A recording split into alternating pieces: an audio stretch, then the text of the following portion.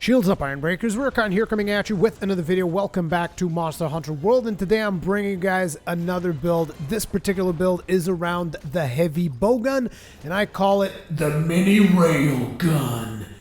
And the reason I call it the Mini Railgun is because of the specific style that you get to play with this weapon, making it both feel like a minigun and a railgun. At least that's the way that I personally feel about it. Now, let me just tell you guys, I'm still quite new to the Heavy Bowgun. Like all the other weapons, I've played them to some extent, with the exception of the bowgun, both the heavy and the light bowgun.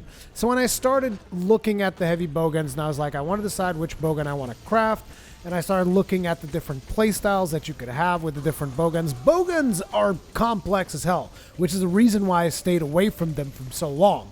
And anyway, after looking at all of the different bowguns that I could craft and looking at the different playstyles that I would be engaging in, I was like, I think I want to try a piercing bowgun. So I crafted the Legia Shatter Crest, and I gotta tell you guys, I like it. I like it a whole lot. And the Mini Railgun playstyle is something that I really enjoy. I mean, you guys can see the numbers. I don't think these numbers are particularly impressive. I mean, you guys let me know if these are good numbers for a piercing heavy bowgun or not. But it's just, to me, it wasn't just about the numbers. Like most of the builds to me are not about the numbers. It's about finding a play style, right? Finding a play style that you enjoy and finding a play style that you like playing.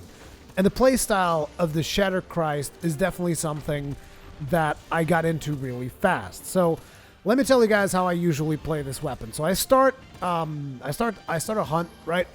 And the first thing that I do, depending on the monster, because some monsters you drop some bombs. If it's an Elder Dragon or something, you might want to drop some bombs in there, get your hunt started that way. But for most other hunts, what I do is I go close to the monster. I equip my Rocksteady mantle so that he can't roar me out of anything.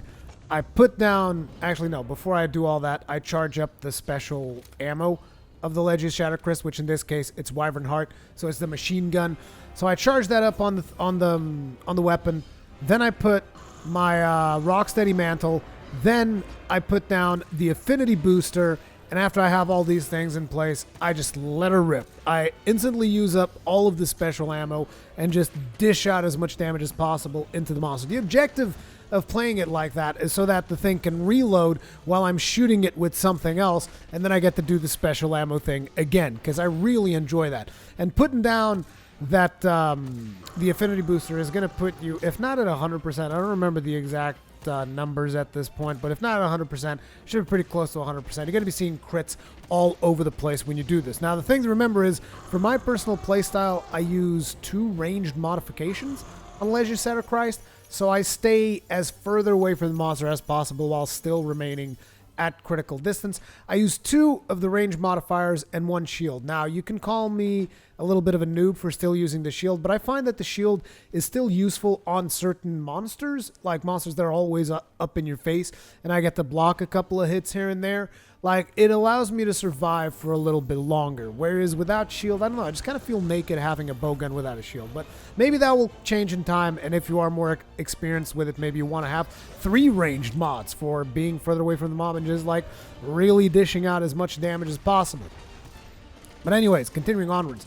After I unleash all of that Wyvernheart all over the monster's face, I swap into piercing ammo 3 and pretty much just start shooting piercing ammo, and I take with me a bunch of ammunition to craft and stuff. Pretty much I just shoot piercing ammo and Wyvernheart. Now, I also have some sleep ammunition with me every now and then, because I like trying to sleep mobs, but sleep ammunition with the mods that I'm using on the Legia Shatter Crest, not the easiest thing to do, because the reload is super long. It is insane how long it takes you to reload sleep ammunition too. So therefore, I avoid doing that. But it also has the Wyvern Blast, whatever you call the explosive thing that's kind of like the gun lance. It also has Wyvern Blast ammo, so that kind of allows you to also do some pretty sweet wake-up calls. So I really like this bowgun. And I think the playstyle is a lot of fun. It's very much stay at range, keep shooting them. So whenever you're using the piercing ammo, that's when I consider it to be a railgun. Whenever you're using Wyvernheart, that's when I consider it to be a minigun. Therefore the name, the mini railgun. Okay, so let's take a look at the build itself. So the weapon, like I said, is the Legia Shatterchrist, and I have a True Shot Jewel in there. Now, ideally, if I had 2 True Shot Jewels, which I don't, I would actually put another True Shot Jewel in the place of an Expert Jewel. And I know that I say True Shot in a weird way, but remember, I'm not actually American or English. I'm Portuguese, okay? So I'm sorry if every now and then you get a little bit of my accent coming in. Anyway, the next item, you got the Nergigante Helm Beta. Now, some of you guys might say, oh, Rurikhan, if you had the Nergigante game Helm Alpha, you could get more attack. But to me, for this build, it is more important to get affinity, and therefore, I want more expert jewels as opposed to getting more attack. That's just the way that I look at this particular build. I could actually be wrong, but, you know, that's just the way that I see it. That's my vision for this build. So on the Nergigante Helm Beta, we're going to put 2 Expert Jewels in there. Then on the Dobermail Beta, we have a Pierced Jewel, which is going to increase the attack power of all your piercing ammo, as well as Dragon Piercer, but naturally we're not going to be using a bow, so that's not really a thing for us. But pretty much like I said, we're going to be using a lot of piercing shots. Therefore, Pierced Jewel is essential. Then we have the Diablos Narrow Bracers. Now, oh, by the way, I forgot to tell you guys which stats each of these things gives. Nergigante Helm Beta gives you 2 maximum might, which increases your affinity whenever you are with full stamina, which when wielding a bowgun is going to be most of the time that you are firing. Dobermail is going to give you 2 attack. The Diablos Narrow Bracers are going to give you 1 focus. And you guys are going to say, why would you want 1 focus? And here's the thing. There's 2 reasons why I'm using the Narrow Bracers Beta. One of the reasons is they have some of the best slot combinations that you can get on gloves, which is 1 level 2 decoration slot and 1 level 1 decoration slot, particularly for this build, for the stuff that I wanted to put in there. And 2, focus actually helps you regain your special ammunition gauge faster. So it's not something that I go out of my way to get, because I tested it out and I didn't think the difference was that meaningful of having full focus.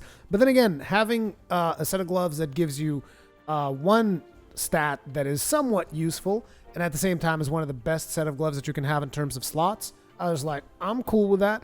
So we got a critical jewel in there to maximize our critical boost. And I know some of you guys are going to cry foul, but it's like, look, it's not my fault. I've gotten like 6 critical jewels so far. So I'm sorry if I'm using 3 of them, but it's like, this is an expensive build, okay?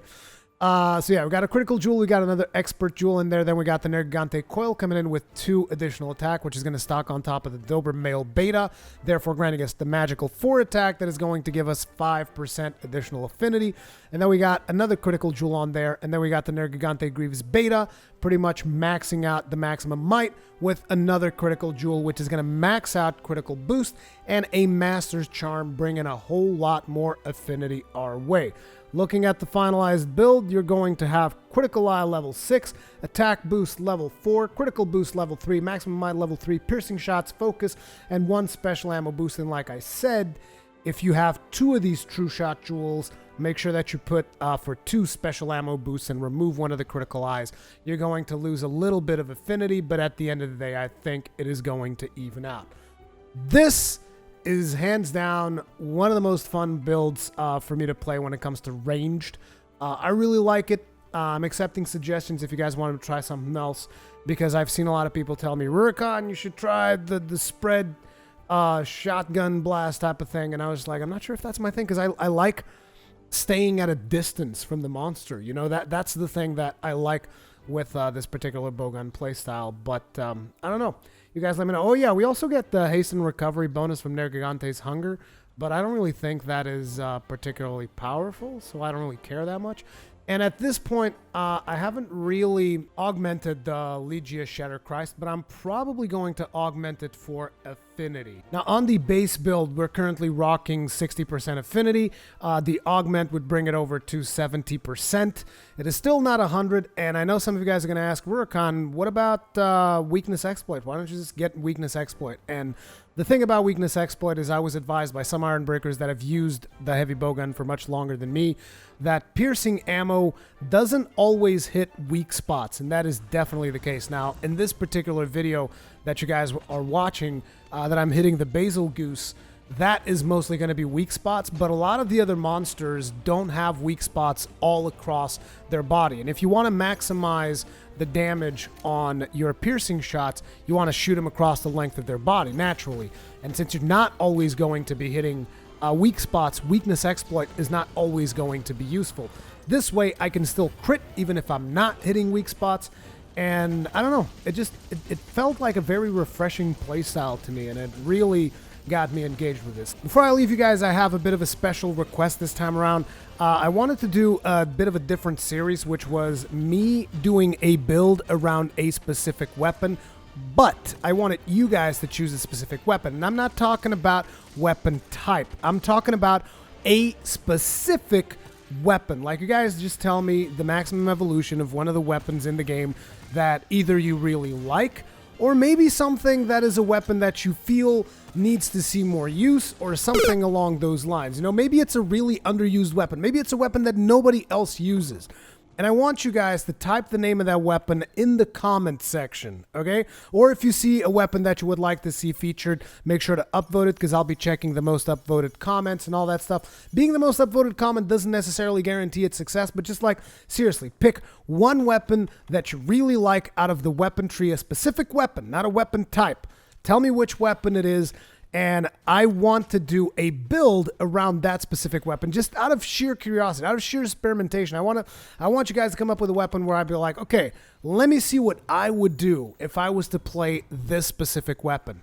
For starters, I would prefer that if it wasn't a bowgun, because I'm still very noobish when it comes to bowgun, but everything else is pretty much fair games. Like bows, any melee weapon, anything is fair game. So just hit it up in the comments section. Thank you guys very much for watching. Remember, subscribe if you're not subscribed already. Hit that notification icon if you want to receive all of my notifications for all of my uploads.